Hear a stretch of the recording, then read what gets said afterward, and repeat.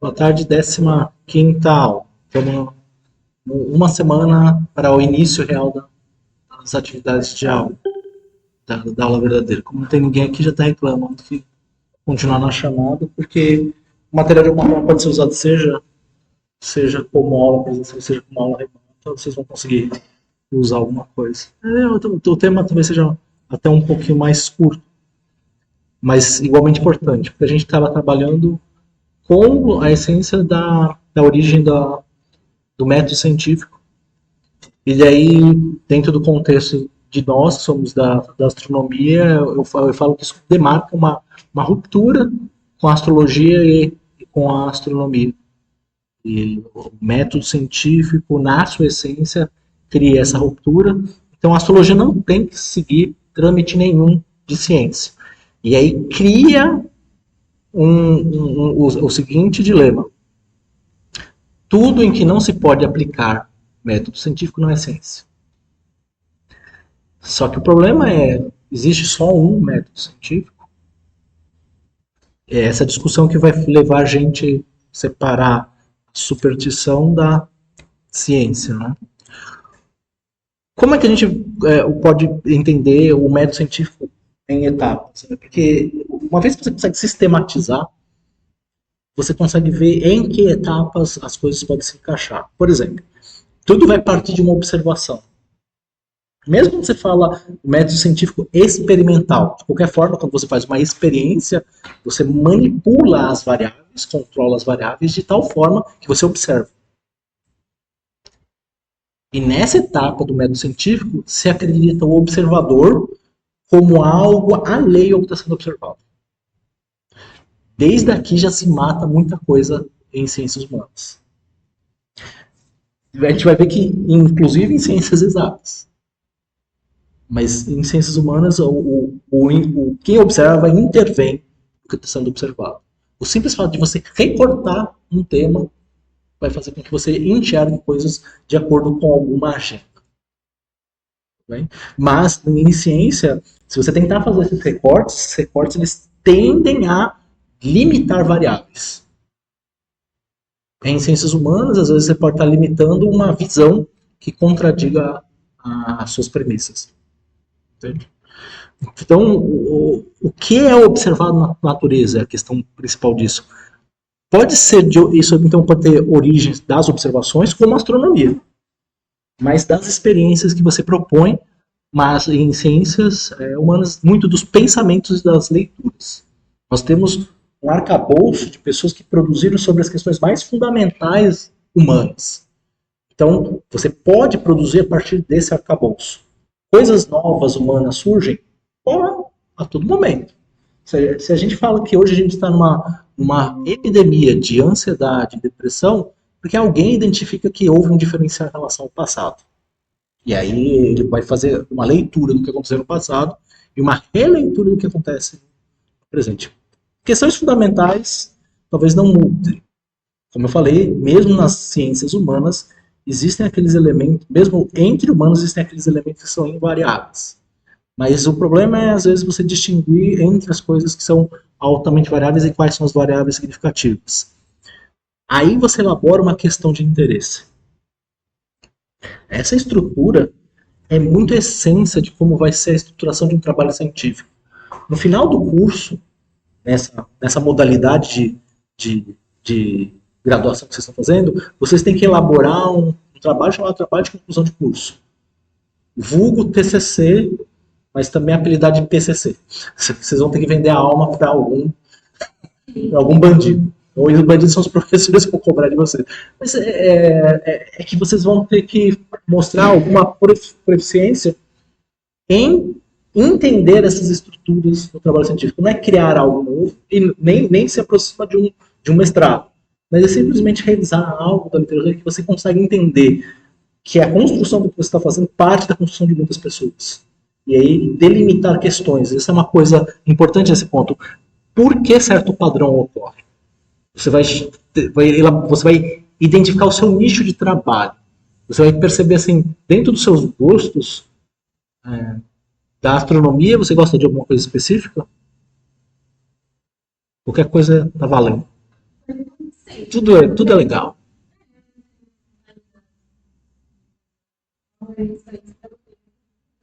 Tem alguém aqui com alguma coisa especificidade? Do quê? Ah, é bem comum as pessoas gostarem de cosmologia. Vocês têm interesse em alguma coisa? Cosmologia.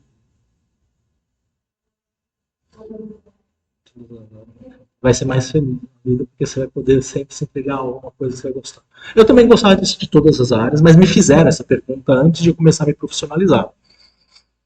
E daí eu falei, cara, eu não posso deixar isso sem uma resposta, mesmo que eu não concorde. Eu tenho que dar uma resposta. Mas, de fato, assim, eu olhava umas coisas que eu não conhecia e falei, olha, eu gosto dessa coisa que tem as cores, que é a espectroscopia, eu não sabia, é a espectroscopia. Eu gosto dos anéis Saturno e de radioastronomia. O que não é incomum quando você está começando, porque os nossos gostos podem ser muito diversos mesmo. A gente não tem clareza sobre a profissionalização na área. E, na verdade, você vai descobrir, conforme você vai avançando nas etapas, que você mesmo vai criar uma linha de profissionalização para você. É bem fatal isso quando a gente está trabalhando com conhecimento de ciências da natureza. Você provavelmente vai se encaixar com alguma coisa primeiro, que algum orientador te ponha. Aí você vai descobrir que aquilo que você produz é tão teu que você está criando uma coisa nova. Mas existem etapas para isso. Mas tudo vai passar por uma coisa fundamental, que é a elaboração de uma pergunta. E eu juro que eu tenho tentado, mas eu não tenho conseguido. Eu sei o quão é importante o ponto de como você elaborar uma pergunta. Eu mostrei na aula passada para vocês o método de Descartes. E daí quando você olha assim, fala, nossa, legal, ele está dando até uma regrinha, assim, 2, 3 e 4. Mas me parece tão pessoal o jeito como ele constrói que parece às vezes irreprodutível. E não é a ideia. Ele falou, não, é um método. Eu queria ter um método para vocês e falar, olha, a pergunta é a coisa fundamental, vocês não terem medo da pergunta. E a experiência que a gente tem, vai ter um evento agora chamado Encontro Sergipano Ensino de Física, que chama ENCEF, o lugar. Você tem informação sobre isso, e isso conta pontos para vocês para aquela parte que você tem a curricularização da extensão. Então, vocês podem ter pontuação para a parte da graduação que exige essa pontuação. Eu trouxe o currículo, mas a gente vai falar de currículo na semana que vem, melhor, porque vai estar com todo mundo. E aí vai vir a coordenadora, do chefe do departamento, os coordenadores de cada um dos cursos de física, e eu acho que é o momento da gente eu conseguir entrar melhor com vocês, mas que vocês não vão tão verdes assim. Como o evento é logo aqui no final do mês, precisa estar ligado para participar. E aquele momento onde você vai ouvir coisas que você não entende direito e vai poder exercitar a capacidade de fazer perguntas. Isso é um ponto legal. Assim. Só que acho que a postura humana de lidar quando não se conhece uma coisa é olhar socialmente e falar, pô, eu não quero que aquela pessoa me veja como burra. Então, antes de fazer alguma pergunta, é melhor eu ficar quieto. E aí vocês negam para vocês mesmos um dos exercícios mais importantes no momento em que vocês podem ser burros. Não é que vocês vão ser burros, não é que vocês vão ser burros. Não existe propriamente essa burrice que vocês acreditam. Né? Eu percebo. Agora, hoje, toda vez que eu vejo uma faca, eu penso nas costas dela. Por quê? Porque ela interage. Quando vocês criam esse canal de comunicação com o professor, por mais que seja... tem uma palavra em inglês que é mais leve, tipo tola, uma coisa, tipo, uma pergunta que bom, eu não pensaria assim. A pessoa que é professor e preparada, o professor sabe que aquele é uma etapa da formação e vai ver que você está interagindo. E isso anima qualquer professor, sabe? Ele vai te dar energia. Então, explorem essa possibilidade, porque vocês vão de cara ter que encarar questões que vocês vão elaborar uma questão sobre algo que vocês perceberam. Você percebeu uma coisa legal. Legal, não sei se for. Todas as pessoas de GM são legais. Como é que você questionaria isso? Você já tem uma hipótese. O lance é essa. Vai chegar e falar, olha, uma hipótese. Sei lá, tipo, Sério, vamos fazer a brincadeira. Sério. As pessoas de gêmeo são legais. Mostrei pra ela lá. É, é verdade que todas as pessoas de gêmeo são legais? Você já tem uma contra. Acabou de ver que não é bem assim. Pronto, acabou a hipótese. Então, nesse momento, quais são as causas gerais do fenômeno que eu estou perguntando? De repente existe uma correlação na ordem psicológica. Quando as pessoas são de gêmeos no Brasil, elas nascem numa certa faixa de meses, que deve ser lá para junho, agora. Parabéns pelo seu aniversário. Deve ser para agora. Então, ok. O que está acontecendo agora? Bom, o Nordeste, festa junina. O que estaria acontecendo no hemisfério norte? Frio. 9 meses depois, as pessoas vão nascer em que estação do ano? Então, bom, quantos meses demora uma estação do ano? Quantos meses demora uma estação do ano?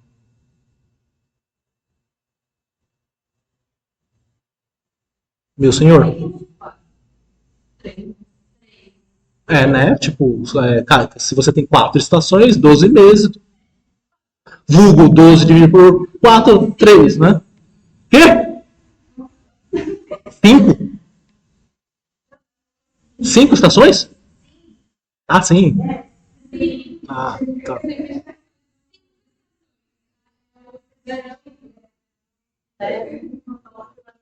Tá, então 3 meses. Quando ela vai nascer? Quando essa criança vai nascer?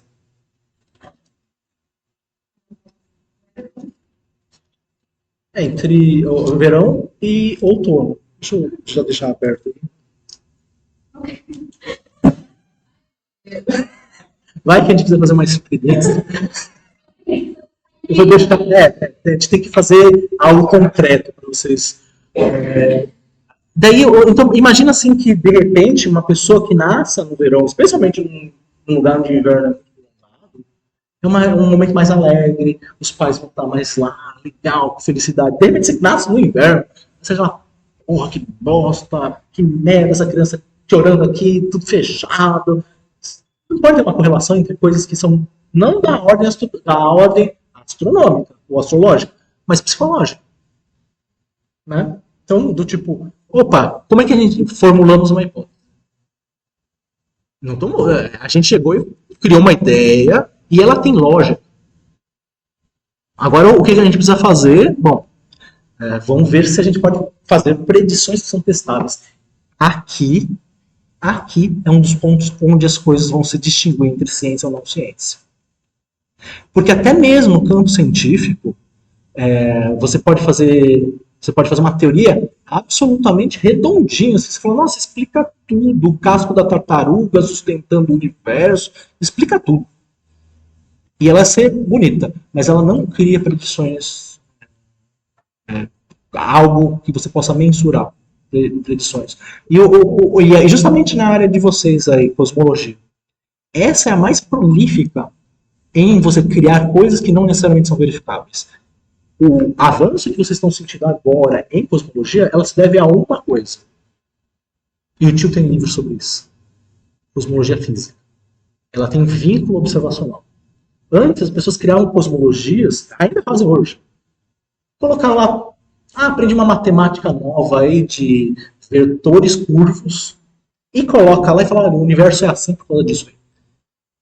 Ok, né? Tipo, você vai ver a matemática, um matemático vai avaliar aquela coisa e falar, a matemática está coerente. Em consequência, o universo assim? De jeito nenhum. Qual é a interface de comunicação entre essas coisas? É isso aí. Desenvolver predições testáveis. Se a predição está correta, o que você espera? A, B, C, D. O modelo cosmológico tinha um modelo cosmológico, o cara falou sobre partículas, eu cheguei e falei para você. Olha, a questão do bóson de Higgs, né? A partícula de Deus. Ele tinha falado que, olha, a gente detectou um evento de Tunguska, que é provavelmente um asteroide que caiu na Terra. Ele falou, não, isso é evidência de uma partícula que eu previ que tem tais características de tanto de energia. Ah, ok, ele está na formulação da hipótese dele, porque a gente não sabe o evento efetivamente que aconteceu em Tunguska. Ele falou, o Hawkins tinha a ideia de que pudesse ser um micro buraco negro, que também tem uma hipótese. Daí, ok, como é que a gente vai validar aqui? Bom, ver as predições. Na predição desse cara, você teria, para ter uma colisão com essa partícula e a Terra, você teria que esperar 10 a 23 anos. Só que a idade do universo é 10 a 13. Então foi como se a gente pegou a única partícula e não vai ter outro para verificar. Então, por mais que esteja sendo construída no ramo de pessoas que fazem ciência, ela não cria predições testáveis. Então ela compete junto lá com a cosmologia. Cosmologia? Não, compete junto com a astrologia, talvez. Não sei. Com a matemática, ou seja, está num ramo que não é mais ciência. Mesmo que seja doloroso falar que matemática não é ciência. Mas talvez, acho que eles nem se identificam como tal. É que a gente criou um certo endeusamento da ciência, e daí tudo que presta é científico. E já falei para vocês, é verdade. As coisas mais importantes da nossa vida não são científicas. Aí, beleza. Veja a construção do tio aqui, né? Vocês viram que tinha setinha verde, setinha verde, setinha verde, setinha amarela. O que significa amarelo? Na simbologia do semáforo. Atenção. Atenção. Desenvolva a predição. O que você faz? Com o processo observacional, né? Sei lá, dados relevantes podem vir da literatura, dos experimentos, de observações. Você vai acumulando dados. Você vai juntando isso numa base de dados em que você vai verificar as predições. Eu quero verificar A, B, C, e vai fazer uma grande base de dados sobre isso aí. Agora que vai vir um círculo importante. Se ela não funcionar, você falar, não está fazendo as predições que a gente esperava. Você tem uma dessas possibilidades. Ou você refina o seu modelo, ou você altera, ou você expande, ou rejeita a hipótese. Na verdade, por isso que eu pus esse é o regime de freios e contrapesos. Você pode ir para a formulação de hipóteses, mas quando você abandona, você simplesmente vai voltar assim para quase todos os processos, e até as observações passam a ser questionáveis. Você vai para o desenvolver predições testáveis, outras predições testáveis, com a expansão do modelo. Você vai abandonar na outra etapa. Vamos lá, vamos tentar ajustar aqui. Cara, isso era toda hora que fazer. Assim, tipo, se a gente fizesse arremesso de faca. Não, falar do arco e flecha. Lançar flecha. Né? Isso chama balística. Em física 1, vocês vão fazer diversos exercícios de balística. Não era mais uma arte do que uma ciência.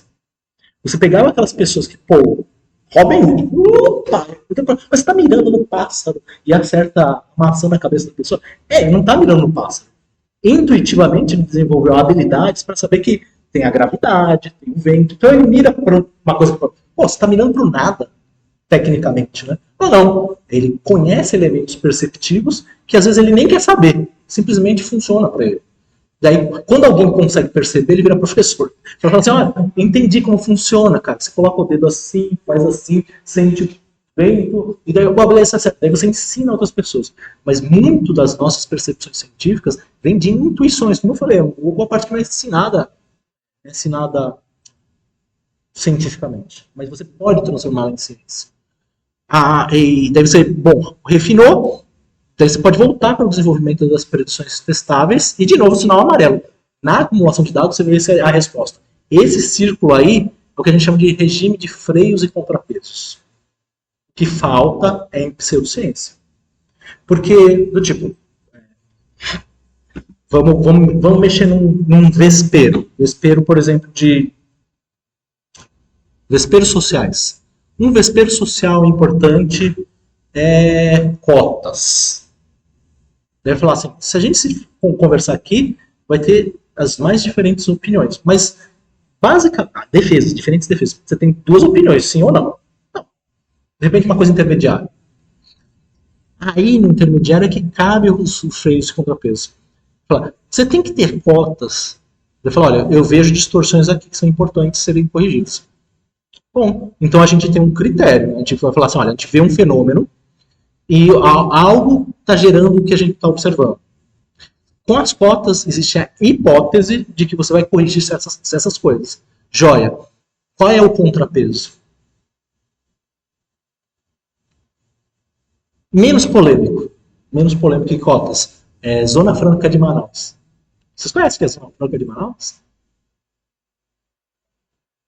Então vamos pelas partes das palavras, né? A parte que mais gosta é zona. Zona significa uma região. Nessa acepção. Mas franca. Franca significa assim que você não precisa pagar impostos. E onde ela se encontra? Manaus. Qual era a ideia? Vocês devem ter visto filmes do Velho Oeste, dos Estados Unidos, e do tipo. No geral, as pessoas viviam próximo do oceano, do mar. Então, quando você fala das 13 colônias americanas, para o Brasil inteiro, assim, você vai ver o crescimento da população, você vai ver brilhando o Brasil no escuro, só nas bordas, no interior não é. Quais são os estímulos que você cria? Já que o território é nosso, se a gente não cuida, alguém vai cuidar. Então, tipo, você tem que, um mínimo, povoar. Lá nos Estados Unidos, eles criavam assim, olha, você vai morar lá, você ganha terra. E é tua. Opa, só tem que tirar dos índios. Ah, tá. Tipo, eles têm carabina? Por enquanto não. Ah, então beleza. A gente tem, a gente se vira. Para nós é a mesma coisa, quase a mesma coisa. Mas o lance é para desenvolver economicamente. Tipo, você pode desenvolver o indivíduo lá, falar, opa, achei que petróleo é meu. Beleza. Mas economicamente, você pode chegar e falar, olha, vamos criar uma região em que as fábricas que se instalarem lá não pagam impostos. Opa, beleza. Qual é a contrapartida? Bom, se não paga imposto, o produto que chega de lá tem que ser mais barato. Tanto que vocês vão ver a caixa. Produzindo na Zona Franca de Manaus. Muito bem. E por quanto tempo deveria ser isso? Essa é a contrapartida.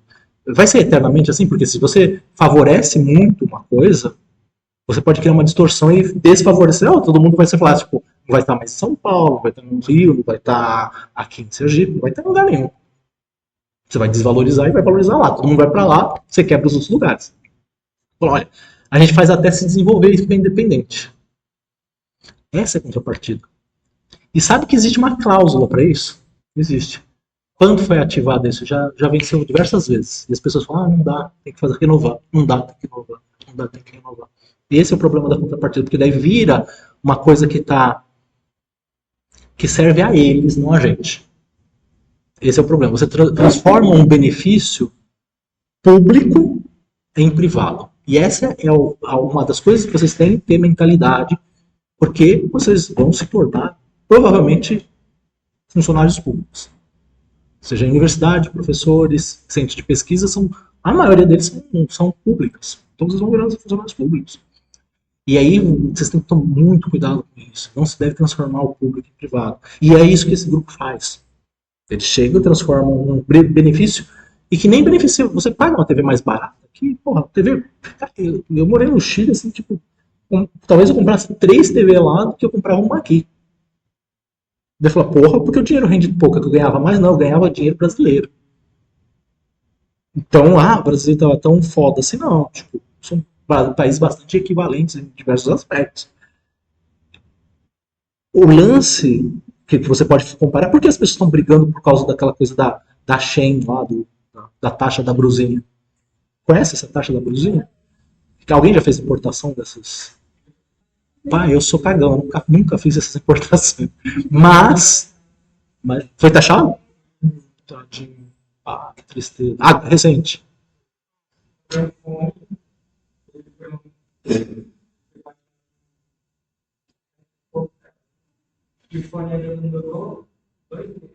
Poxa.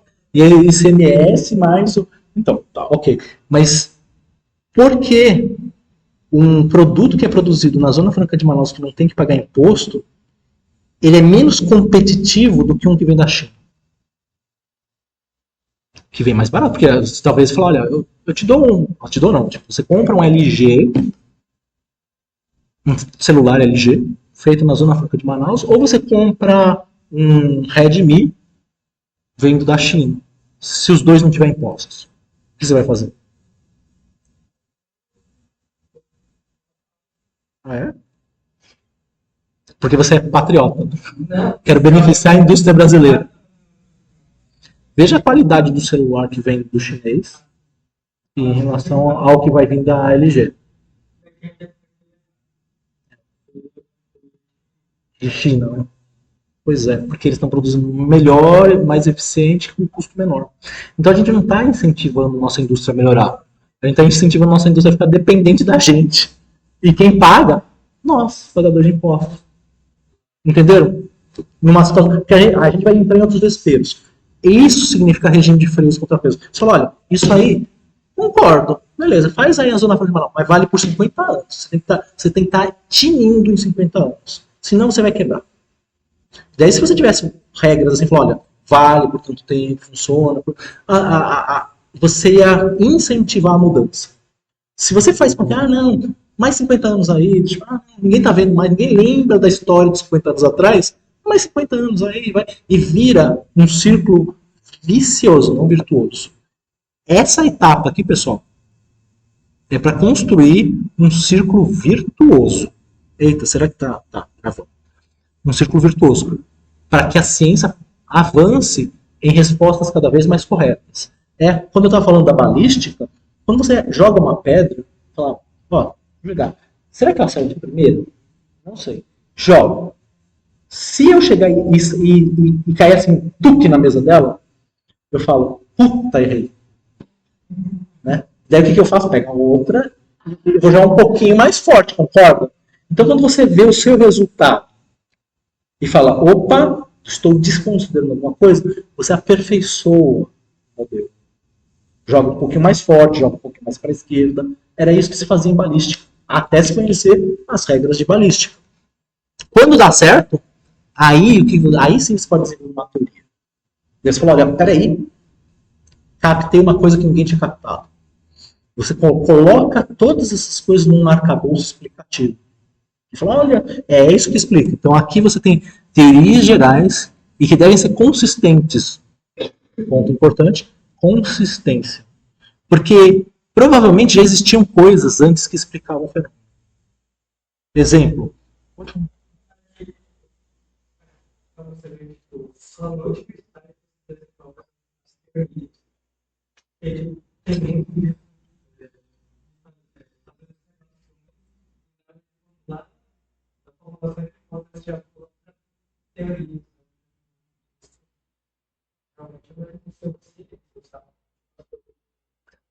As coisas que a gente ouve, você vai abrir lá notícias no celular e daí falar, nova, não sei o que lá, eles vão falar de teoria, mas eles estão aqui nesse círculo aqui.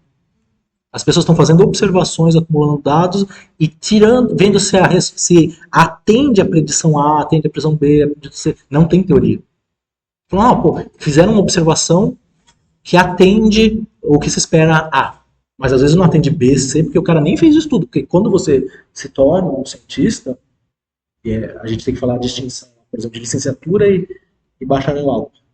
Você vira altamente especializado. E aí você sabe tudo sobre dedo esquerdo. A unha do dedo esquerdo. Não sabe o direito.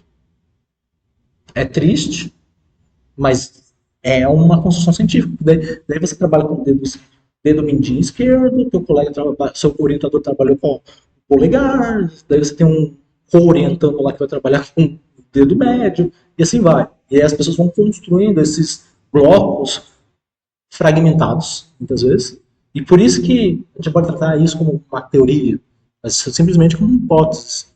Então a gente às vezes está supervalorizando um trabalho que foi recém-publicado. Olha, o universo não é como se pensou, é uma hipótese, porque você teve uma condição observacional não atendida, mas ela pode ser aperfeiçoada. A gente viu isso, por exemplo, com publicações de dados do James Webb, e que a primeira coisa que o pessoal falou, encontraram 6 galáxias que não deixam que o Big Bang tenha existido, blá blá blá. Vocês já viram isso aí? Principalmente o pessoal de cosmologia. Que o Big Bang não aconteceu e tal. Ele já descartou o Big Bang, que é uma teoria que já tem diversos elementos estabelecidos, por causa de uma constatação de hipótese. Daí falou, pô, constatou uma hipótese, então fechou a questão? Não. Volta para refinar e alterar e expandir. Significa, será que o seu modelo de evolução galáctica é bom o bastante? Talvez o modelo, a teoria de Big Bang é mais sólida do que a teoria de evolução galáctica. Tem que ter esse ciclo de contrapartida e de autoquestionamento. Autoquestionamento. A mesma coisa que eu falei para vocês de ler um livro. Lê, parágrafo, autoquestione-se. É isso que ele queria dizer? É aquilo? Constate, você vai. Daí você vai avançar na teoria. E aí o ciclo fecha, porque dentro das teorias ainda se faz observações. E daí você pode chegar, verificar se as observações validam a teoria ou se elas questionam fundamentalmente a teoria. Não, uma desses exemplos dessas que a gente faz, eu trabalho com lentes gravitacionais, a gente tem buscado métodos alternativos para medir as constantes cosmológicas. Constantes cosmológicas vão caracterizar o modelo, inclusive, do Big Bang. E quando você está fazendo essa observação, tinha um colega que estava apurando dados bastante para a constante de Hubble. Na verdade, ele estava basicamente questionando uma coisa que a gente fala sobre sistemas inerciais. Ele está questionando se a aceleração inercial e a gravitacional são as mesmas. Vai falar, porra, mas Newton já falou isso aí, que é, Einstein já falou que é, então é. Quando você faz ciência de ponta, você passa a questionar esses pontos aqui da própria teoria.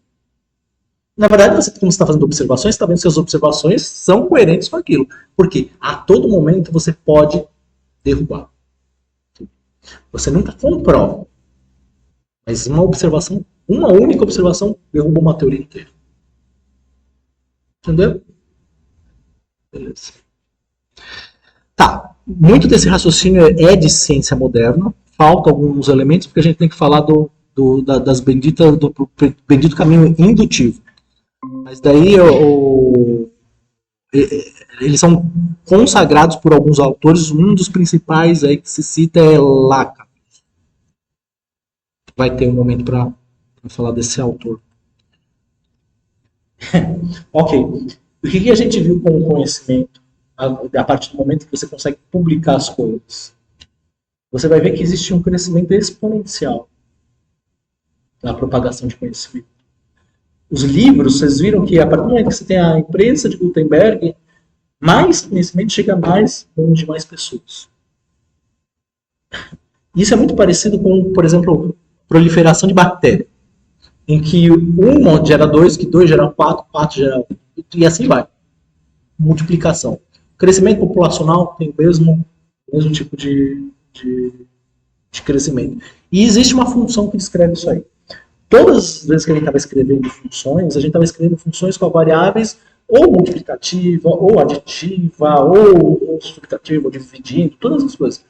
Mas você percebeu que grandezas que crescem desta forma, elas têm um crescimento chamado exponencial, ou seja, a variável fica no expoente. Eu coloquei, deixa eu ver se estou avançando aqui, tá, tudo bem. Basicamente significa o seguinte, quando a gente põe uma potência, ela que vai ser a variável.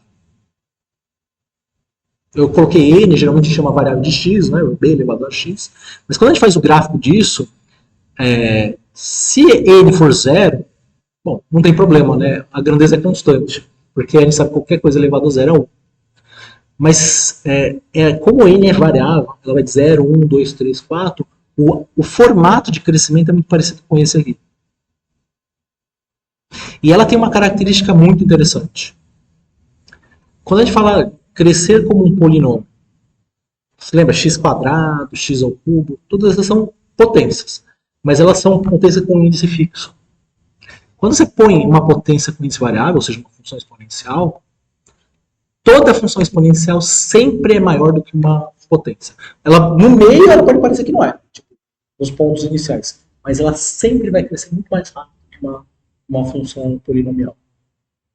Daí já confere uma característica interessante. E existe na astronomia um lugar onde isso aí. Bom, existem diversas grandezas. Essas grandezas a gente vai chamar que respeitam leis de potência. São leis muito comuns e não são as mais queridas, não pela astronomia, não são mais as queridas quando se ensina física. Geralmente a gente vai ensinando física e vai colocando todas aquelas coisas que são diretamente e inversamente proporcional. Mas muitas coisas na natureza não respeitam esse tipo de relação. Elas respeitam algum índice de proporcionalidade. Vocês vão aprender lei de Salpeter em física. Ela está falando como cresce o número de estrelas formadas com certo índice de massa. De potência. E é muito engraçado, muito engraçado porque você pensa Salpeter, você observacionalmente constata que formam muito mais estrelas, quando as estrelas estão nascendo, nasce muito mais estrela de baixa massa do que de alta massa. Vai falar, tem alguma razão intrínseca para isso? Do tipo, primeiros princípios, ninguém soube dar ainda. Mas existe uma lei descritiva disso. A lei, você não sabe os princípios básicos que explicam ela, mas você sabe empiricamente que aquilo se aplica. Mas, curioso, assim, você tá com uma caneca na mão, não vai nas suas costas não, e cai.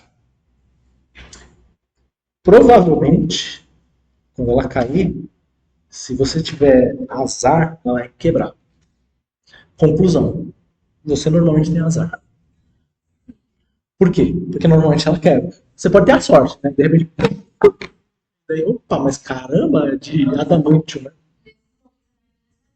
Eu também acho. Assim. De forte. É verdade, continua sendo caneca. Aí realmente ela tem azarado. Mas quando quebra, primeiro, é simétrica a quebra dela. Você vê a tipo, quebra de um lado para o outro. Metade. Olha? De quebrar ela exatamente na metade. Não, cerâmica, justo. Mas assim, vai ver que elas foram coladas assim, né? Foi feito um molde, colou.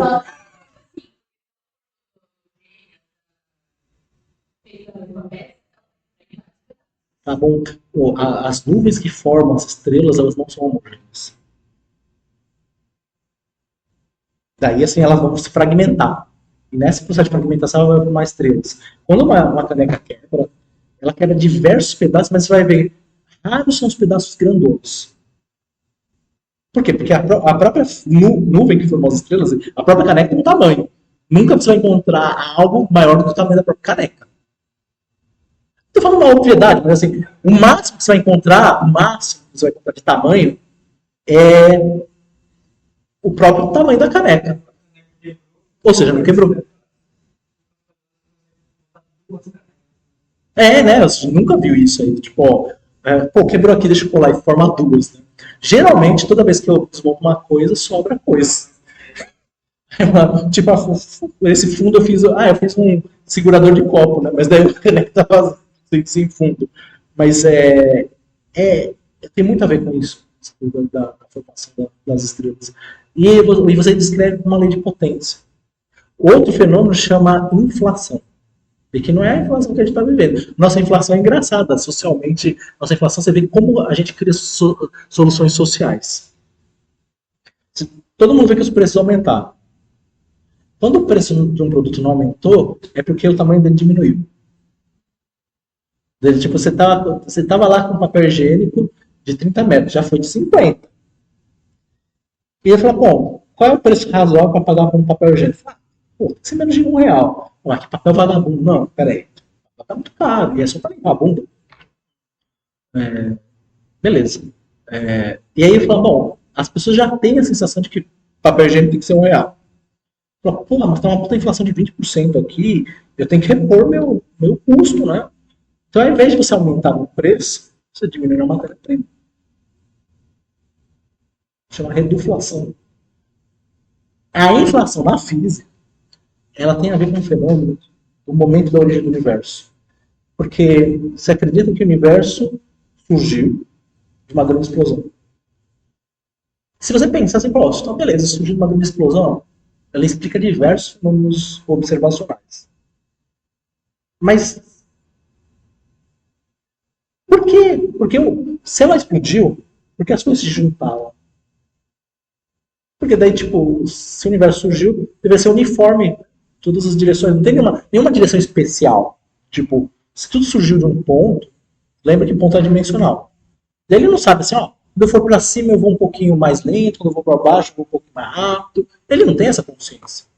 Então quando surge, você tem que pensar que o universo tinha igual possibilidade de formar coisas. Se é igual a possibilidade em todo lugar, não forma.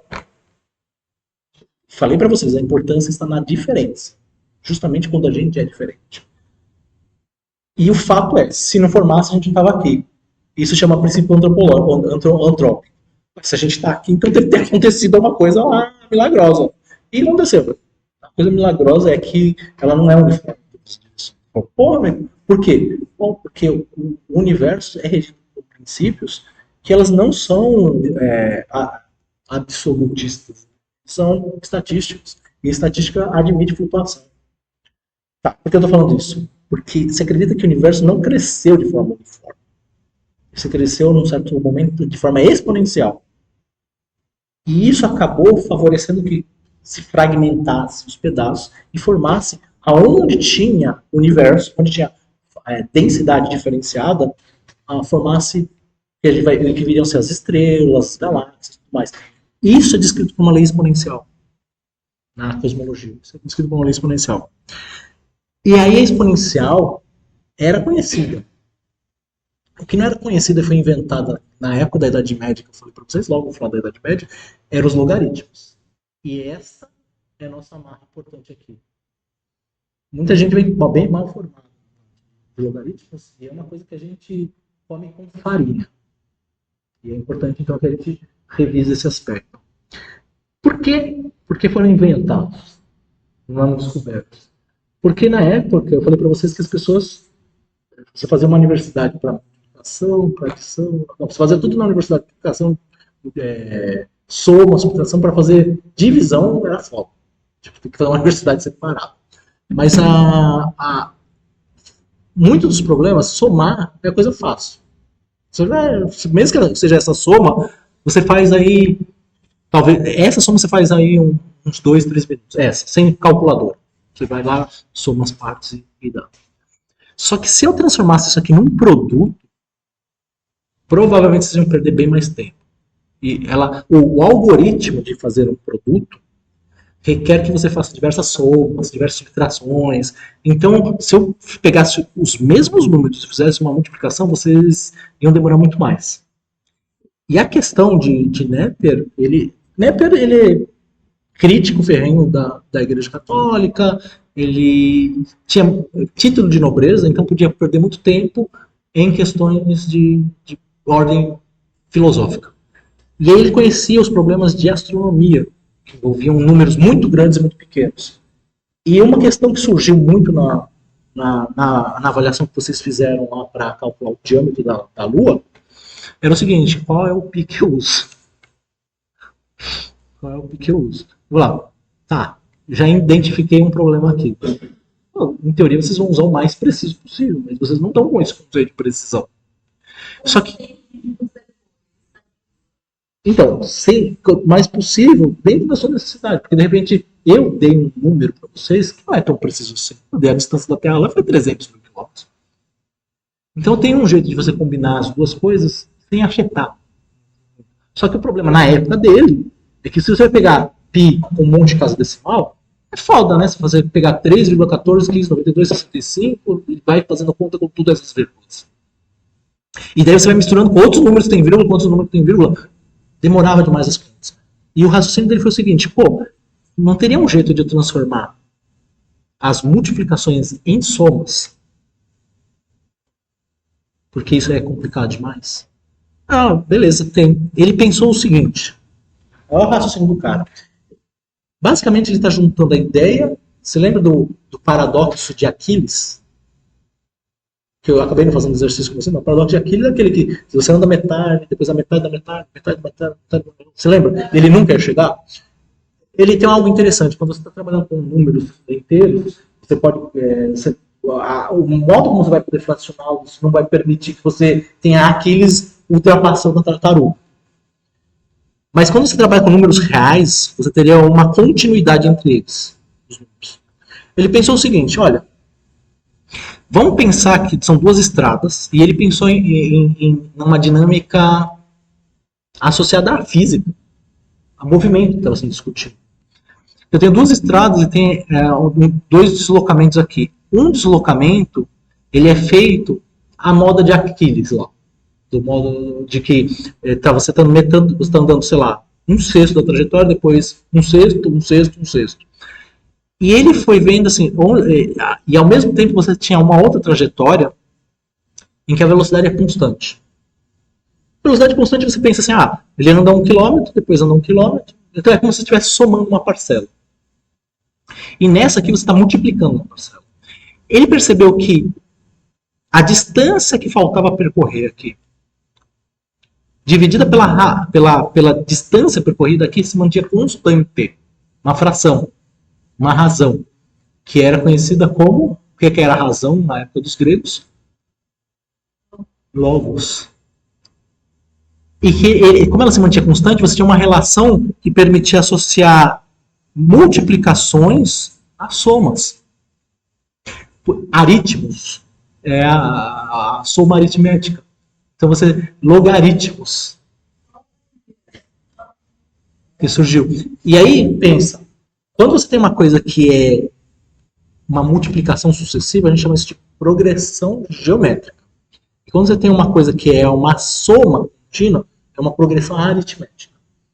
Eu vou mostrar uma que é bem conhecida por todos nós. Aqui tem uma progressão aritmética, em que o elemento é uma soma de um elemento. Então eu vou somando 0, 1, 2, 3, 4. E aqui do ladinho, porque de ladinho é mais gostoso, eu coloquei uma progressão geométrica. Que o produto é 2. Exato. Então 2, 4, 8, 16, 32. Vocês já viram esses números em algum lugar? Aquele jogo que você vai colocando. Você junta 2 com 2, aí 4. Aí você faz 2 com 2. 2.000. Tá, vivendo e aprendendo. Eu nem esperava que vocês falassem isso. Não, não, professor, porque meu celular tem 256, 128 GB, 8 GB, 16.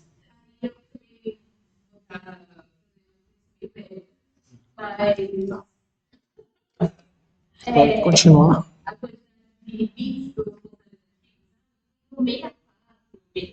Sim,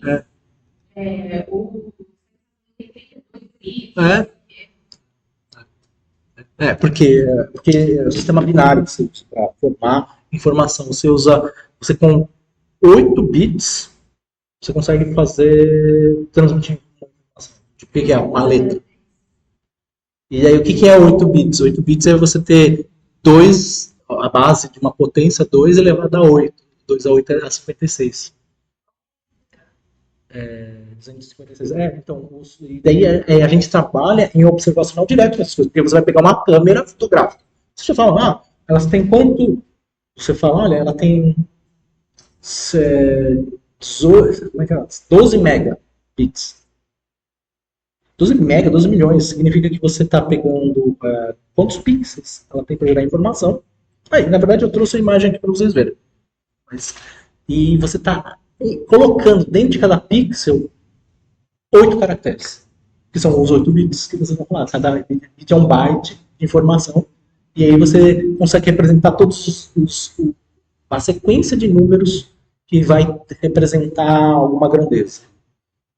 Vou deixar mais claro, mas eu preciso mostrar que Napier trabalhou com isso para facilitar contas. Que multiplicação é difícil, mas soma é mais difícil. Eu faço mais difícil, mais fácil. Então, veja aqui. Vamos supor que você quisesse multiplicar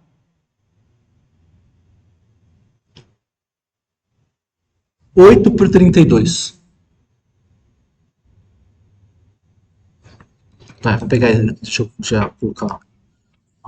Você quer multiplicar isto por isso. Já tem gente que se arrepia pensando nessa coisa.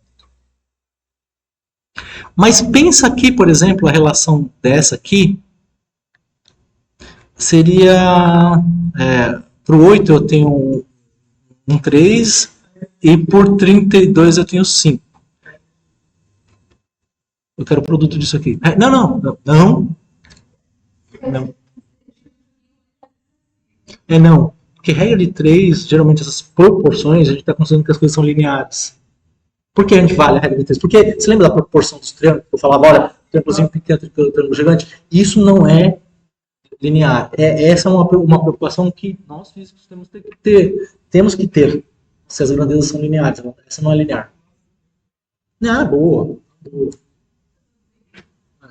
Burrice está bem distribuída em todo mundo. Não se frustre. Mostre que você é resiliente.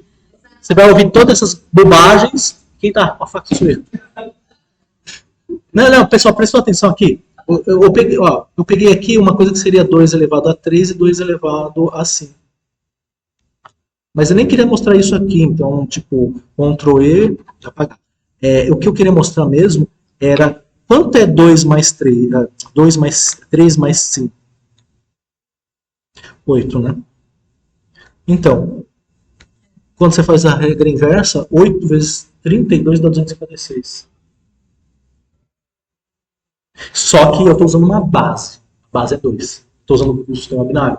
Então, o que se fazia? Fazia tabelas dependendo da base. Qual é a base mais simples que a gente conhece? A mais simples para a gente é a potência de 10, cientificamente. Então, o que a gente faz, muito que se fazer na Napier, é criar logaritmos com bases convenientes. É sempre o 10 que é conveniente? Não. Para a gente usar um sistema decimal é bastante conveniente mesmo, que a gente usa a potência de 10. Mas, por exemplo, psicofísica. Tem uma disciplina que é disso aí. Psicofísica é uma intersecção entre psicologia e física. Exemplo, audição. Você não consegue medir o quanto uma pessoa ouviu. Uma específica. Você tem que fazer uma estatística com diversas pessoas. Então você coloca um som numa certa frequência, som eu consigo controlar, frequência eu consigo controlar. E daí você fala, você está ouvindo? Daí eu aumento a amplitude. Está ouvindo? E vou fazendo isso. E aí você vai medindo quanto a pessoa ouve. Limite de visão. Você chega e coloca assim, você coloca uma luz bem fraquinha. Não, deixa apagada primeiro. Você está vendo? Não. Daí você pega um dial e aumenta um pouquinho. Está vendo? Até o limite que a pessoa começa a enxergar. E aí você contabiliza todas as pessoas que fazem isso. E a regra é impressionante. Todos os sentidos, todos os nossos sentidos respeitam a lei logarítmica. Audição, visão, tato, paladar e tem um outro, não tem? Olfato. Dizem que tem até 6. O sexto sentido. Qual é o sexto sentido?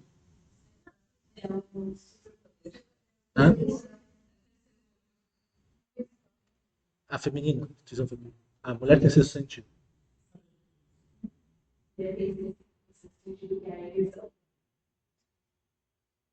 É que eu quero fazer uma piada, mas não posso estar gravando.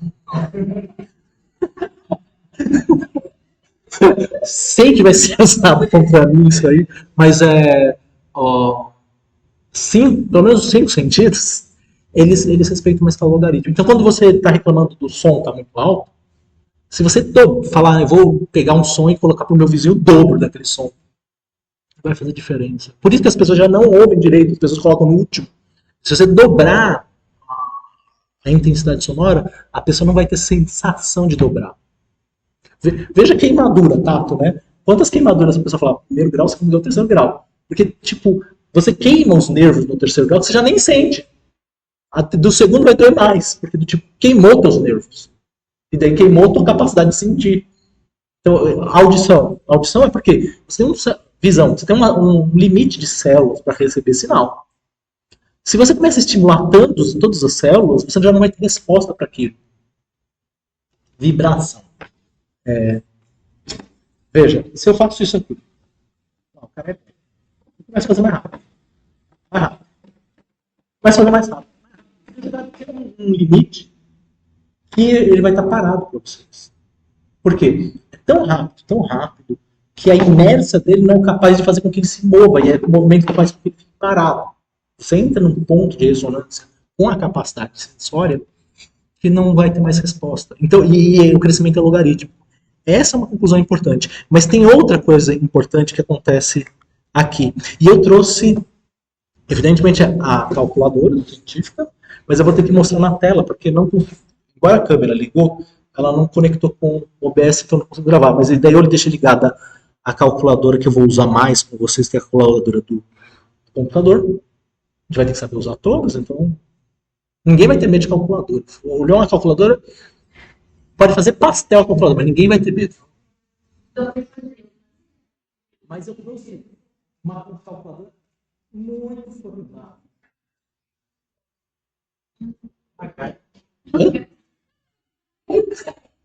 Quer dar uma sopradinha? Eu trouxe e acabei de quebrar uma régua de cálculo. Eu não esperava isso de vocês. Uma régua de cálculo. As pessoas não tinham calculadores.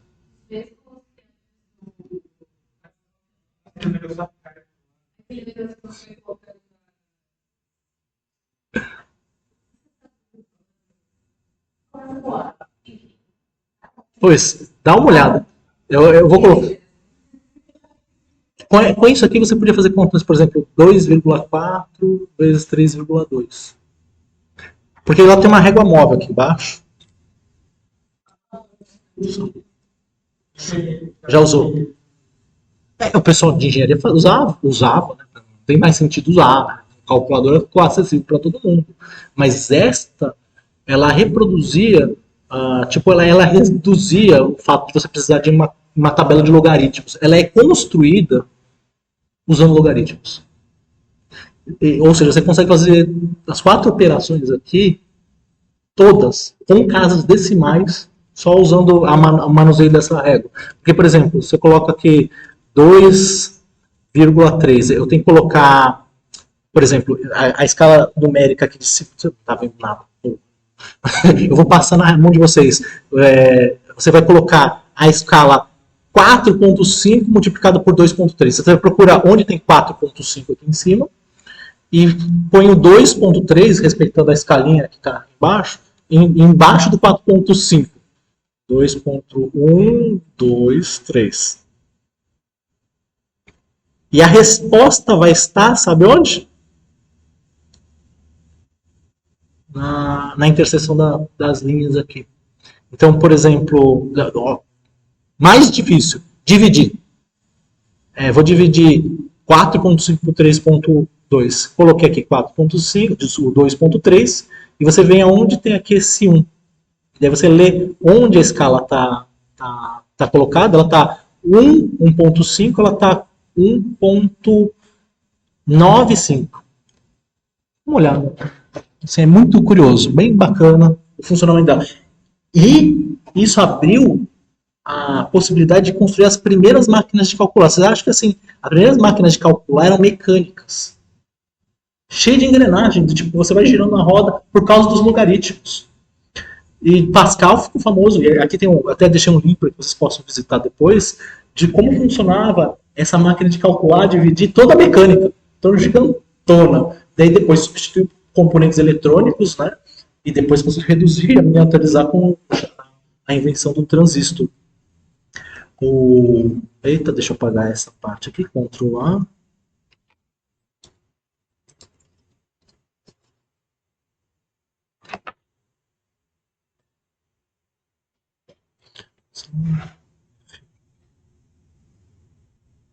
Ctrl F.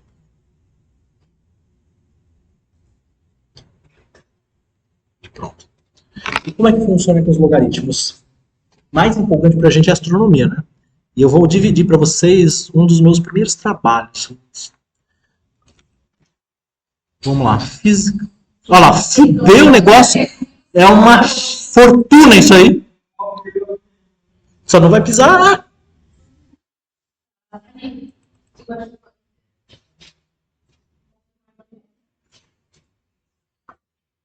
Gostaria de dividir com vocês esta imagem aqui maravilhosa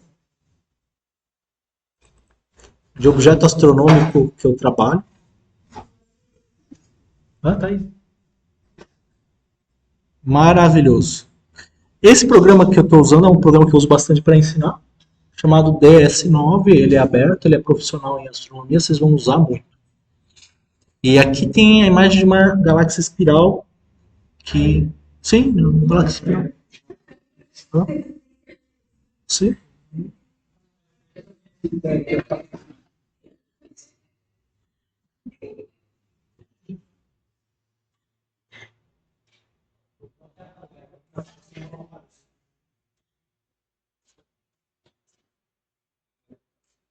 Eu vou mudar a escala. Assim, como é que é? Vocês estão vendo que tem essa coisa aqui em tons de cinza? 50 tons. Não, não são 50, são 256. Por que 256? Porque é mais hardcore. Tipo, 50 os caras fazem só aquelas papaiagaiadas. Tem que ser hardcore. 256 é mais? Sim, não. Aí a pegada é boa. 256. Mas por que 256? Porque vocês conseguem ver algum nuance entre o preto e o branco aqui, assim, do tipo um salto entre cores, ou você vê gradativamente? Nossa sensibilidade para a escala digital, essa escala de base 2, normalmente a gente não percebe diferença assim. Mas, por exemplo, se eu mudar a escala para... Senão eu estrago meu exercício. No PowerPoint. Vou pegar aqui o PowerPoint e mostrar essa escala de cinza. Design. Na verdade aqui, ó. Formatar plano de fundo. E eu vou colocar um preenchimento sólido. Eu vou colocar uma cor aqui e vou pedir, ó, mais cores. E personalizar. Não, veja aqui. Tá vendo? Vocês conseguem ver a diferença entre esse branco e esse preto? Que está indo uma escala de tons... Nem sei se... Aqui, tá vendo? Aqui o branco é um branco cinza, que está confuso com o próprio tom da janela. Aqui o preto, com o contraste do cinza, mas vocês podem ver que tem uma variação. Não sei também não. Seria tem esses tons de cinza. É muito gray. Essa pergunta é tipo...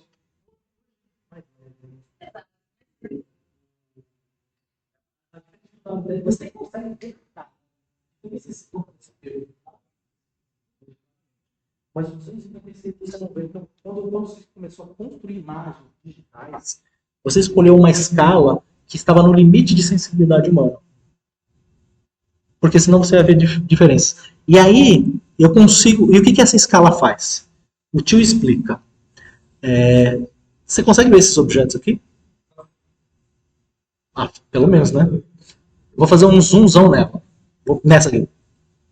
Eu vou clicar no botão do meio, centralizo e faço um zoomzão. Exata, boa palavra. Eu fiz um zoomzão tão...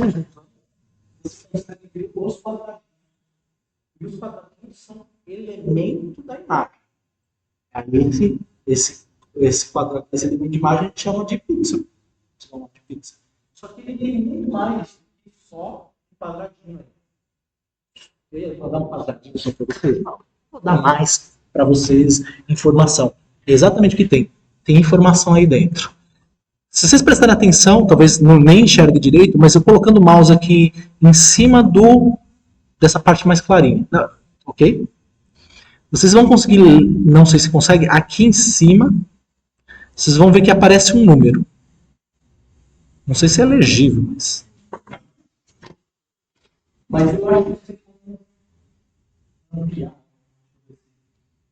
o próprio Windows ele tem uma ferramenta de zoom, né?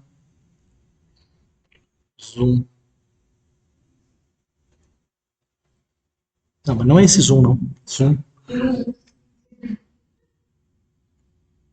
Nível de zoom da lupa. Ah, e como é que acessa esse Big Night aí? Lupa. É... Hã? Ah, mas talvez ele, se eu puser janela mais, ele ativa? Mas que medo, hein? Tá, vamos lá. Só que eu não vou conseguir fazer as duas coisas simultaneamente. Eu não vou conseguir colocar o mouse lá. Ah, porra. Como é que eu vou mostrar pra vocês o negócio? Tem um segredo. Eu posso vir aqui em Region, ou em Frame, não, Edit. E aqui tem Crosshair. E daí com Crosshair eu posso ir no círculo e colocar um Crosshair, uma linha cruzada. Agora a gente consegue ler a informação daquela linha cruzada aqui, tá vendo? Tem um número. Esse número são 8 bits. Cada um dos números para representar isso tem 8 bits de informação. São cada um dos algarismos aí dentro. Então, cada quadradinho desse tem 8 bits. Por quê? Porque está contendo esse número aqui. Fala para você, que bosta. Para que vai guardar esse número? Tipo, a senha do banco? Ah, não. Mas se eu colocar. Você lembra que de ladinho é mais gostoso? Eu coloco mais de ladinho aqui. E vou para cá. É o mesmo número? Tá, eu vou colocar agora um pouquinho mais para lá. Embora pareça a mesma cor, me parece aqui, pelo menos, um pouquinho mais claro, mas para vocês não. Mas esse aqui que está mais claro. Agora eu vou lá. Mesmo número? Né? Ok. Daí venho para cá. O que está acontecendo? Está aumentando ou diminuindo? Está aumentando? Hã?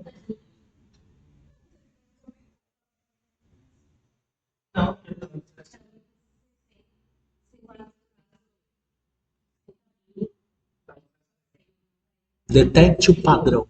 De repente pode ter uma coisa localmente. Né? Vou. Isso. Então o que será que. Bom, esse número tem uma correlação entre quantidade de luz e o número. E eu estou representando graficamente essa correlação. Eu estou chegando e falando, ó, tá vendo essa escala aqui embaixo? Tem números também. Então tudo que for esse tom, sei lá, vou procurar um tom de cinza, esse tom de cinza, tudo que tiver esse número vai ter esse tom. Opa, sai pra lá. Vai ter esse tom de cinza aqui. Tudo que tiver esse tom de cinza, esse número de contagem vai ter esse tom de cinza. E assim vai. E distribuiu linearmente entre as cores. Faz sentido? Tá, porque considerando física 2 a gente vai trabalhar com gradiente. Ok. Mas a palavra gradiente vocês percebem, né? Porque tipo, é como se tivesse um gradiente.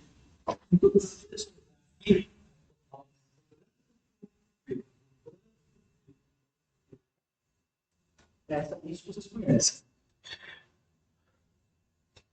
Tá.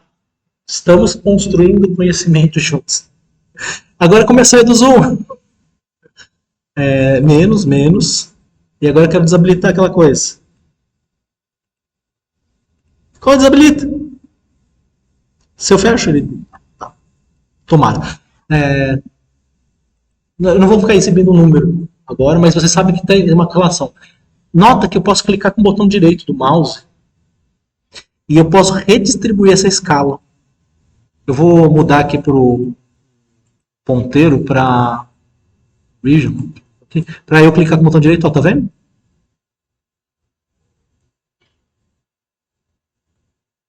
Não, eu que cliquei com o botão direito, daí tipo, o que eu estou fazendo? Eu estou radicalizando, ó. O que significa uma coisa que você tem escuro e claro. Muito rápido, uma mudança muito radical entre escuro e claro.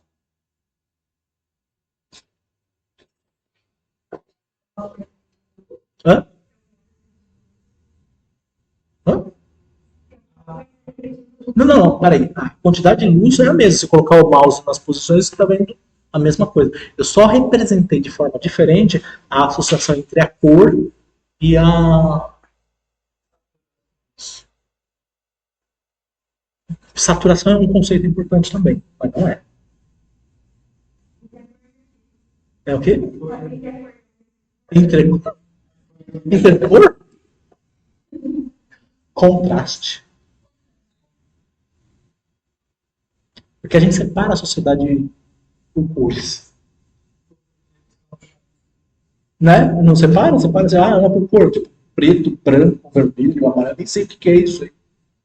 Mas ok. Daí separa. E existem sociedades em que existe um contraste muito grande. Do tipo, negros só ficam com negros, brancos só ficam com brancos. Esse não é um caso brasileiro. O caso brasileiro é assim. Só que mais, é assim, carnaval. Tudo isso. Mas assim, o que eu fiz? Eu aumentei o contraste do que eu estou enxergando e diminui o contraste. Isso vai permitir você enxergar coisas. Vou tirar o zoom, porque meu problema agora foi de foco. Eu centrei a atenção de vocês numa estrela. Eu quero apresentar para vocês a minha galáxia. Já me chamaram de maior latifundiário do mundo, porque eu tenho uma galáxia inteira só para mim. Tá vendo aí, ó? Ah, bonitona, né?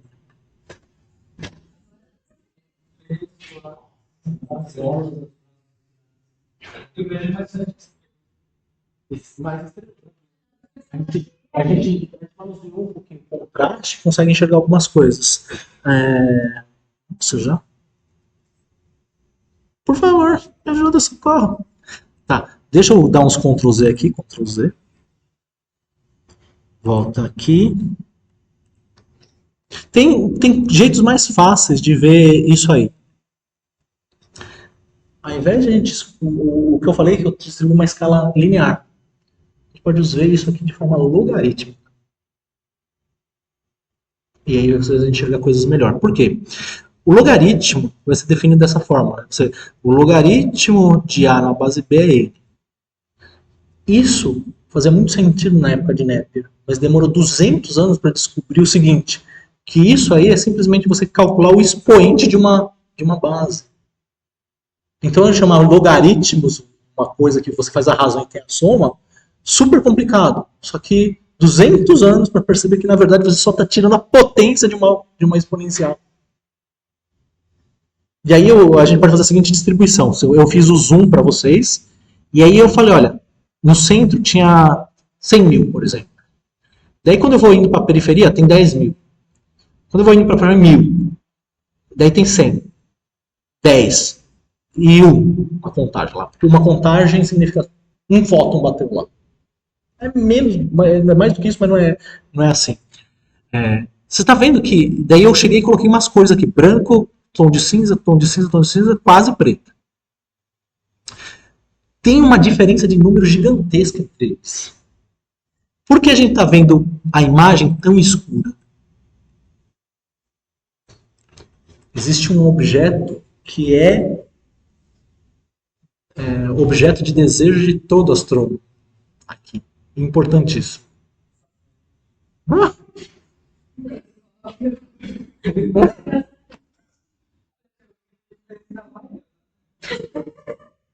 Meu, tem o céu. Tudo que você está vendo que é preto, que está acontecendo nisso aqui, é céu. Você concorda comigo que tem bastante preto nessa imagem? É o céu. O céu é escuro. Então, e poucos pontos aqui tem luz. E poucos tons de cinza. Por isso, ou seja, a diferença entre o que tem aqui no mais escuro e no mais claro é gigantesca. Mas se a gente fizer o seguinte, usar essa ideia do logaritmo, ao invés de representar isso aí dessa forma, óbvio, onde não tem informação é zero. A gente fazer o seguinte, representar isso como potências. Daí que então eu represento 10 elevado a 5, 10 elevado a 4, 10 elevado a 3, 10 a segunda, 10 a primeira, 10 e 0. 10 elevado a 0. Não, 0 não, vazio. Desculpa. É porque não tem nenhum número que elevar. Então, a potência vai te dar 0. Então é tipo, não tem. Ah, perdi esse pix, perdi.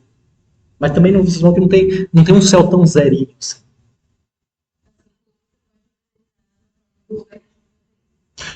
Exato. Então é isso que por exemplo, o que eu estou representando aqui é na formato exponencial.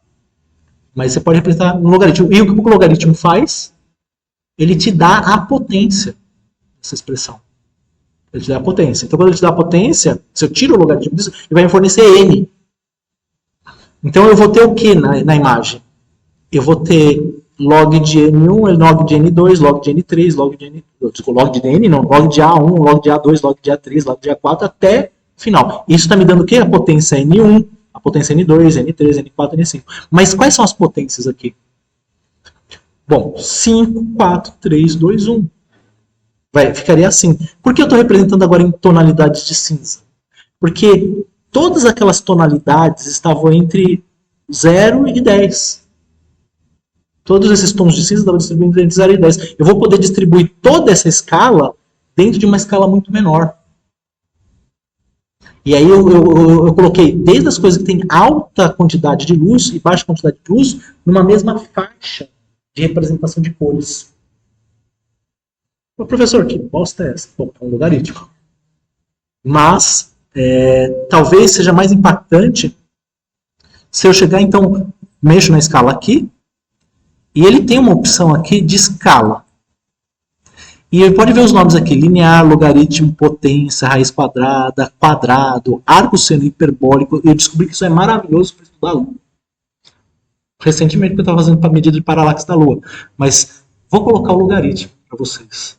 E eis que acontece o quê? Acabou a aula. Na próxima aula a gente apresenta. Oh, alguém está pedindo mais aula. Muito obrigado. Fico muito feliz por isso. Vou colocar log aqui para vocês. 1, 2, 3 e... Tem que criar atenção. Log.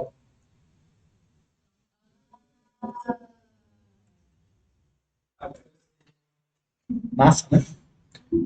O logaritmo ele vai fazer com que você consiga ver o contraste entre as grandes e as pequenas variações.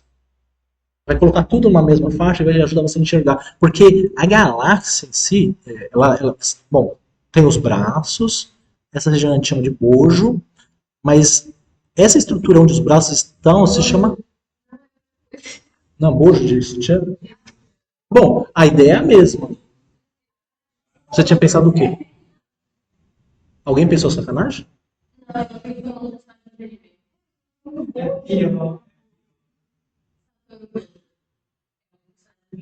Ele é redondo?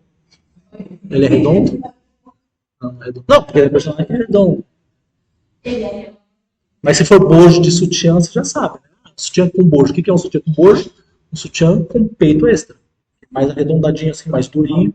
Né? Ou seja, hoje essa parte arredondada, que é no centro da galáxia. E isso onde estão os braços espelhados a gente chama de disco. Você consegue perceber que eu vou fazer uma coisa que eu não fiz com vocês, mas eu vou explicar. A gente estava observando essa estrelinha aqui. Tem uma ferramenta que eu gosto bastante, que ela permite, ao invés de você ver os números, como eu estava falando, vê aqui 10 mil, 5 mil, tudo mais, ele permite fazer um gráfico, daí a gente vai enxergar melhor. Então, e como é que é? Quando eu traço uma linha em cima da região que eu quero ver esse gráfico. Ele, em cada pixel que aquela linha passa, ele mostra no gráfico o valor. Então, o que eu vou fazer? Eu vou pegar uma linha que sai aqui do centro dela e vai para a periferia. Quando eu soltar, vai aparecer o gráfico. E é isso que apareceu o gráfico. E vê se faz sentido. Deixa eu colocar aqui. Veja se faz sentido isso aqui. Não, tá até ruim assim. Deixa eu mudar a largura da linha. Como é que faz para mudar a largura da linha? Color, Shadow, a largura. 4. Será que dá para pôr vermelhinho aí? Vermelhinho é alerta, né? Não, não dá. Não sei. Dá para ver. Dá para ver, né? Qual a informação que esse gráfico está passando? É que você tem uma coisa com uma alta quantidade de luz e que decai radicalmente. Decai não linearmente. Você não pode aplicar a regra de 3. Porque não é linear. Se eu estender isso aqui pro lado aqui, você está vendo o quê? Um pico. Normalmente o pessoal fala gaussiano, né? Ele é muitas vezes aproximado realmente com uma gaussiana. Uma coisa que vai valer a pena a gente falar quando a gente falar de estatística. Mas ela tem uma elevação grande e um decrescimento rápido. Não? Não faz sentido? É que eu escrevi para. E aí ele falou, não, mas vai ter. Vai ser útil. Vai ser. Não tem regra, não tem regra. Mas assim, quando a gente no nosso processo, no processo de aprendizagem, às vezes você vai armazenando informações usar. E daí fica lá em stand-by e cresce. E tem coisas que às vezes desestimula. Você vai ver a coisa tão sofisticada que você fala, não tá entendendo nada, e daí fala, pô, vou abandonar porque não é pra mim. Então você tem que sentir o seu perfil. E natural, tipo, as pessoas procurarem coisas diferentes. Então, não se acelere. Não precisa acelerar. Tem diversos jeitos de fazer o caminho. Mas vamos usar logaritmo aqui na galáxia? Ela já estava usado. Mas o que eu fiz nessa imagem se chama processamento. Processamento é diferente de manipulação. Manipulação é quando você adiciona ou tira informação da imagem. Eu não adicionei nem tirei informação. Eu processei significa que eu enfatizei a informação que existe lá. Eu enfatizei com uma escala logarítmica, uma exponencial, uma potência, tudo mais. Foi isso que eu fiz. Tanto que se eu fizer o gráfico aqui, ele vai continuar linear. Vou pegar, por exemplo, por aqui um projection que vai para cá. Vou tirar esse e vou ficar com o outro lá. Aqui. Tá, vou dar uma alargada para ajudar vocês a enxergarem.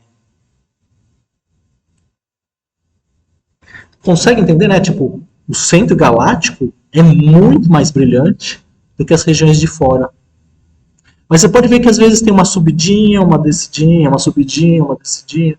Sabe o que significa isso aí na imagem? Hã? Acompanha o mouse do tio.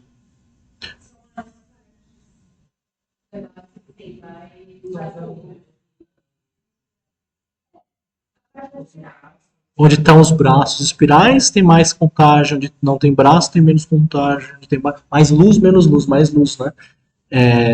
Às vezes é difícil enxergar certas estruturas porque elas têm uma diferença de brilho muito pouco. E muitas vezes vocês vão fazer gráficos que não são lineares como esse. Você pode falar que os eixos eles sejam logarítmicos. Às vezes os dois eixos. Eu vou colocar o eixo Y como logaritmo. Tá vendo que ele traz as coisas que tem muitas contagens para baixo e as que tem poucas para cima. E daí você começa a enxergar alguns detalhes que não ficam tão evidentes quando eles estão em escala linear. Eu não dei os dados. Eu enxerguei eles por uma perspectiva diferente, que é a escala logarítmica. Entenderam esse exemplo? Então tá. Eu vou falar. Isso que eu fiz é essa brincadeira, né? De fazer os ajustes e tudo mais, só usando os logaritmos. A gente vai entrar nas operações com logaritmos na próxima aula. Vai fazer uma lista que envolva todas as operações básicas que você tem que estar dominando. Então, se vira, a gente vai fazer uma lista aí para vocês responderem como nota aí de grupo. E um dos trabalhos em grupo, depois disso aí, na semana que vem a gente vai ter grupo, na semana que vem vão ser atividades envolvendo departamento. Então, o que eu falei para vocês é que vocês vão conhecer o chefe de departamento, o chefe de cada curso, vai vir o chefe do centro daqui para conversar com vocês. Daí eu vou conseguir agitar para vocês conhecerem o pessoal da própria editoria de assuntos estudantis, porque daí eles vão falar coisas que vocês podem ter. A carteirinha do resumo, moradia, todas essas coisas que são importantes. Daí vocês vão falar, a gente vai falar com a ouvidoria, para que vocês possam reivindicar direitos, qualquer coisa que vocês tenham sentido lesados, e aí vocês tenham a ouvidoria para conversar. Mas a gente sempre, em paralelo, vai estar fazendo alguma coisa matemática e social. Então, até a próxima aula, uma próxima aula normal, com esses assuntos, mas em seguida a gente vai retomar com essa apresentação do departamento, que você já está até meio cansado de estar. Tá. Até mais. Obrigado, pessoal.